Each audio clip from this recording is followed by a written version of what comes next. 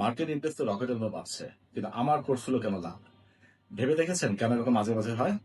প্রথম রিজন হচ্ছে, ইন্ডেক্স বা সূচক মূলত গুটি কয়েক বড় বা লার্জ ক্যাপ কোম্পানির উপর নির্ভরশীল।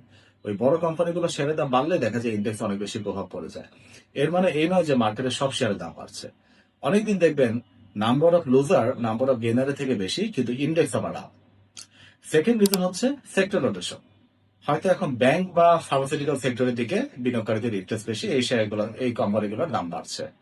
আর আপনার পোর্টফোলিওতে হয়তো বা আছে আইটি আর টেক্সটাইল সেক্টরের শেয়ার, যেগুলোতে এখন ইনভেস্টরদের সেভাবে হয়তো বা ইন্টারেস্ট নেই। Third reason, stock specific reason. বাজার ভালো থাকলেও, ইন্ডেক্স আপ থাকলেও, ব্যাড ডিক্লারেশন অথবা নেগেটিভ কোনো নিউজের কারণে বাজার ভালো করার পরও কোনো স্পেসিফিক স্টক খারাপ পারফর্ম করতেই পারে, এবং সেটাই আপনার পোর্টফোলিওতে থেকে যেতে পারে। তাই শুধুমাত্র ইন্ডেক্স দেখে লাফিয়ে না পড়ে ভালো ফান্ডামেন্টাল শেয়ার বাছাই করাটা বেশি জরুরি। শেয়ার বাজারে এরকম ছোট ছোট আরো মজার মজার টিপস পেতে আমাদের পেজটি ফলো করবেন, আমাদের সাথেই থাকবেন।